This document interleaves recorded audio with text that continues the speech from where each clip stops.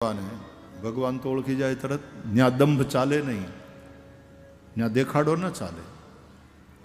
આંગણે આવ્યું અતિથિ, અતિથિની પૂજા કરવી જોઈએ. યશોદામાએ વિચાર કર્યો. કનૈયાએ મનોમન કીધું કે આ અતિથિની પૂજા હું કરીશ માં, અને એની પૂજા એવી કરીશ કે આ અતિથિની આજે પુણ્યતિથિ થઈ જવાની છે. યશોદા મૈયાએ કહ્યું, બેન તમે બેસો, હું તમારું મોઢું મીઠું કરાવું. પોતે મીઠાઈ લેવા અંદર ઘરમાં ગયા. ત્યાં પૂતના કે માં જો તમારો લાલો જરા મારા ખોળામાં આપો, મને રમાડવા તો દો. કેવો સરસ છે, કેવો મીઠડો છે. એમ કરીને લીધો ખોળામાં. જશોદા મૈયા ગયા ઘરમાં. અહીંયા પૂતનાએ જોયું કે કોઈ છે નહીં, બીજું જોતું નથી. પોતાની છાતી ઉપર ઝેર ચોપડીને આવી હતી.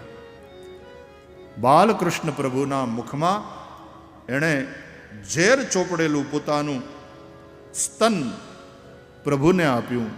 તસ્મિન સ્તનમ દુર્જર વીર્યમુલ્બણમ ઘોરાંકમાદાય શિશોર દદાવથ ગાઢમ કરાભ્યામ ભગવાન પ્રપીડ્યત પ્રાણૈ સમમ રોષ સમન્વિતો પિબત.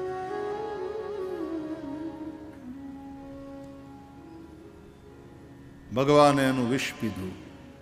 ભાગવતના આચાર્યો એમ કહે છે કે તત્પ્રાણૈ સમમ રોષ સમન્વિતો પિબત. રોષ સમન્વિત થઈને ભગવાને સ્તનપાન કર્યું. આવો સીધો સાદો અર્થ છે, પણ ભાગવતના આચાર્યો તો સરસ ભાવાર્થ કાઢે ને એમાંથી, કે રોષ સમન્વિત થઈને. રોષના દેવતા છે રુદ્ર. તમને રીહ ચડે ને ત્યારે રુદ્ર હોય છે સાથે. તો રોષના દેવતા રુદ્ર એટલે કે શિવ. એટલે જ્યાં ભગવાન પીવા જાય એનું વિષયુક્ત સ્તન, ત્યાં ભગવાન રુદ્ર, ભગવાન શિવ ત્યાં આવ્યા કે અરે અરે અરે અરે અરે રૂકો રૂકો રૂકો રૂકો, વિષ પીને કા અભ્યાસ મુझे है. એટલે ભગવાન ત્યાં શિવજી આવ્યા કે આપણે બે ભેગા થઈને કરીએ કામ. એટલે તમે એના પ્રાણને પીવો કનૈયાલાલ, અને હું એ જે ઝેર ચોપડીને આવી છે ને, મને અભ્યાસ છે ઝેર પીવાનો, એ હું પી જાઉં. એટલે તત્પ્રાણૈ સમમ રોષ સમન્વિતો પેબત.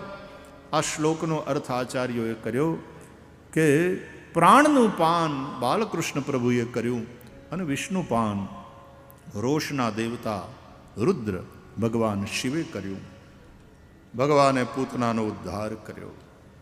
અવિદ્યા પૂતનાનો નાશ થયો. ભગવાન રામ સૌથી પહેલા વહેલા તાડકાને મારે છે. તમે રામાયણમાં કથા સાંભળો છો. ભગવાન શ્રી કૃષ્ણે સૌથી પહેલા વહેલા પૂતનાનો ઉદ્ધાર કર્યો. બંને જણાએ રાક્ષસીને પહેલા મારી, રાક્ષસને નહીં. એનો અર્થ રાક્ષસોને જન્મ આપનાર તત્વને પહેલા ખતમ કર્યું, જેથી કરીને બીજા રાક્ષસો ઉત્પન્ન ન થાય.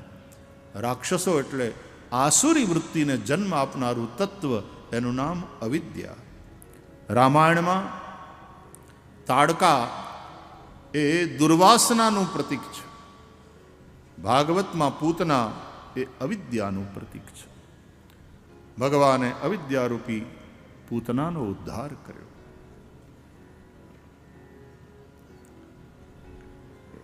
પછી તો ગોપીઓને યશોદા આવ્યા. પૂતના પોતાના મૂળ રૂપમાં પ્રગટ થઈ ગઈ હતી, રાક્ષસીના રૂપમાં.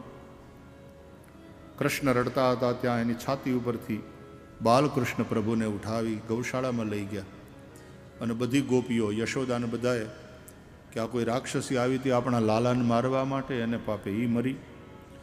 તે કનૈયાને ગાયના છાણમાં આમ રગદોળ્યો, ગોરજમાં અને ગોમયમાં. આપણે ત્યાં ગોરજ, ગોમય એટલે ગાયનું છાણ, ગોમૂત્ર, આ બધાનો બહુ મહિમા છે.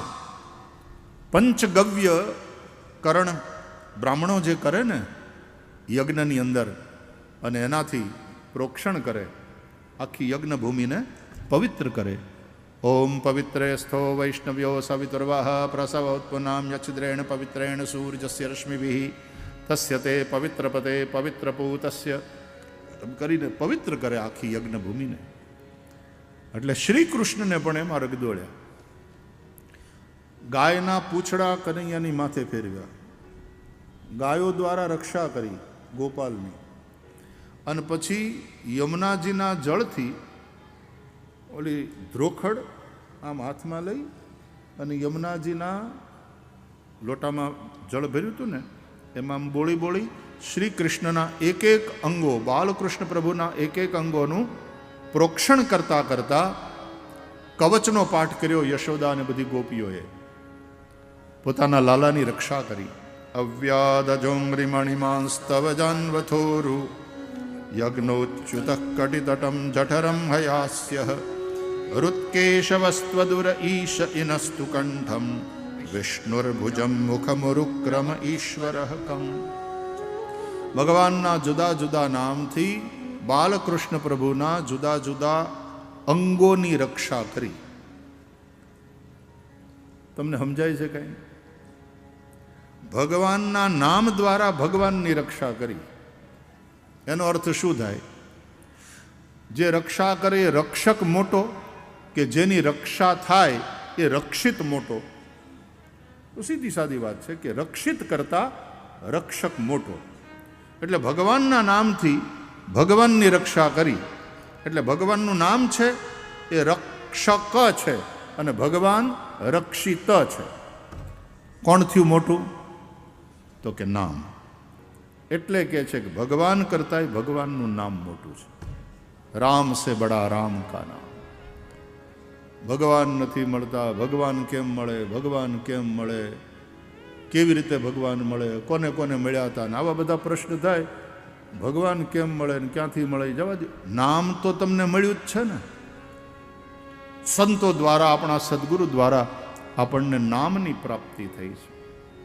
એટલે એ નામને ભજો, એ નામનું સંકીર્તન કરો. એ નામ દ્વારા જ બ્રહ્માનંદની રક્ષા થશે. ભગવાને પૂતનાનો ઉદ્ધાર કર્યો. આવો ભગવાનના એ નામનું આપણે સ્મરણ કરીએ. અને આવો રૂડો અવસર છે. આપણા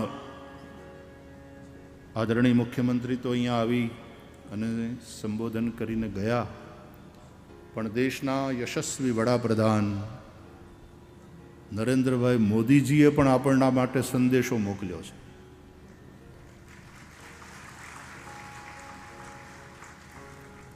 આવો રૂડો અવસર, દેશના વડાપ્રધાન પણ સંદેશો મોકલે છે અને વિડીયો રેકોર્ડિંગ કરીને મોકલ્યો છે. આપણે જોવું છે ને સાંભળવો છે ને સંદેશ.